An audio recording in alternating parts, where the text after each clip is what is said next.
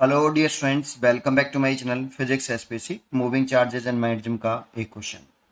A massless square loop of wire resistance 10 ohm supporting of mass 1 gram hang vertically with one of its side in a uniform magnetic field of 10 to the power 3 Gauss directed outward in the shaded region, directed outward in the shaded region।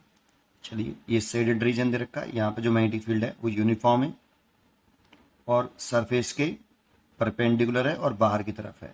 ऐसे कुछ magnetic field दे रखा है। ये दे रखा है आपको 10 की power 3 Gauss दे रखा है। तो देखो, एक गॉस में 10 की पावर -4 टेस्ला होते हैं। ये गॉस मैग्नेटिक फील्ड की सीजीएस यूनिट होती है, इसे चेंज करना पड़ेगा। तो 10 की पावर 3 10 की पावर -4 टेस्ला, तो 10 की पावर -1 टेस्ला। ठीक है। Directed outward the shaded region, a DC voltage V applied to the loop. For what value of V, the magnetic force will exactly balance the weight of the supporting mass of 1 gram। ठीक है, तो इसका जो wait हो गया वो mg हो गया नीचे। जब इसमें करंट फ्लो कराएंगे ना ऐसे, तो करंट कुछ इस तरह से फ्लो करेगी। ठीक है, तो देखो, ये करंट कैरिंग वायर जो है ना, ये वाला ए और बी, ये वाला, इस पे जो फोर्स लगेगा, मैग्नेटिक फोर्स लगेगा। जैसे इसमें करंट फ्लो करेगा तो मैग्नेटिक फोर्स लगेगा। पहले इस करंट की वैल्यू निकाल लेते हैं। तो इस पूरे स्क्वायर लूप का रेजिस्टेंस जो है वो हमें दे रखा है।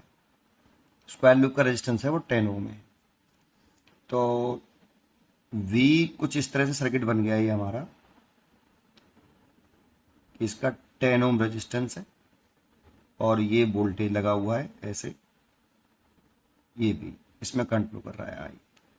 तो इस पूरे वायर का टोटल करंट निकालें तो total potential difference over resistance, तो पोटेंशियल डिफरेंस V है और रेजिस्टेंस आपका 10 ओम है। और करंट की वैल्यू निकाल लें यहाँ से, तो करंट की वैल्यू V/10 हो गई, V/10 एम्पियर। ऐसे V is a potential difference. ठीक है। अब करंट कैरिंग वायर अगर किस में रखा हो, मैग्नेटिक फील्ड में प्लेस्ड हो, तो उस पर मैग्नेटिक फोर्स लगता है। FM vector equal to IL vector cross B vector. इस FM की डायरेक्शन वही होगी जो L क्रॉस B की है। L की डायरेक्शन हमेशा करंट के अलॉन्ग होती है। दैट मीन्स जिस डायरेक्शन में करंट है उसी डायरेक्शन में L वेक्टर है। तो L वेक्टर की डायरेक्शन ये होगी, तो L क्रॉस B कर लो। इस वाले वायर AB पर कितना फोर्स लग रहा है, तो L क्रॉस B करो। तो राइट हैंड ले लीजिए और अपने राइट हैंड की फिंगर को L वेक्टर की डायरेक्शन में रखिए, तो रख ली। और मैग्नेटिक फील्ड की डायरेक्शन में उसको कल करिए छोटे एंगल से, तो L क्रॉस B, तो B ऊपर की तरफ है। छोटे एंगल से अपने L से B की तरफ अपनी उंगलियों को घुमाओ, छोटे एंगल से। श्योर करो कि आपकी फिंगर L से B ही घूमनी चाहिए। तो ऐसे थंब इधर आ रहा है, ये थंब आ रहा है। जिधर थंब आएगा वो L क्रॉस B की डायरेक्शन होगी, और L क्रॉस B की और FM की डायरेक्शन सेम होंगी। इसीलिए इस पर जो मैग्नेटिक फोर्स लगा वो कुछ इस तरह से लग रहा है बेटा, ऐसे मैग्नेटिक फोर्स। अब इस वाली वायर पे फोर्स लग रहा है, इस पे लग रहा है, उससे कोई मतलब नहीं, क्योंकि बैलेंस इस पे जो फोर्स लग रहा होगा अगर निकाले भी छोटे से पार्ट पर इस पे, तो ये कुछ इस तरह से गया और इधर फोर्स लग रहा होगा।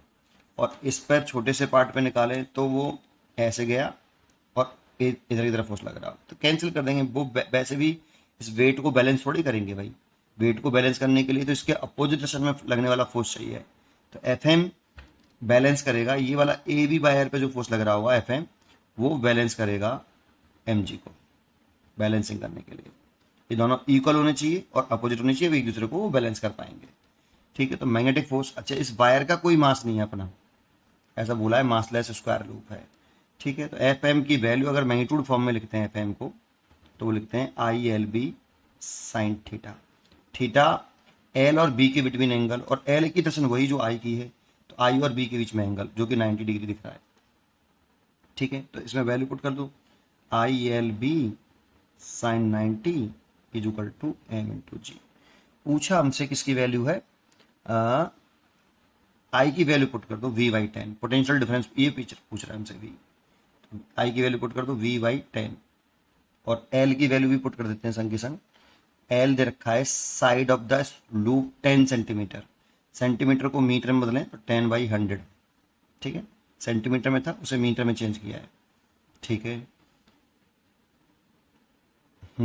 इनटू बी मैग्नेटिक फील्ड रखा है हमारा ये 10⁻³ गॉस दे रखा था, उसे मैंने टेस्ला में चेंज कर लिया, 10⁻⁻1 दैट मीन्स 1/10।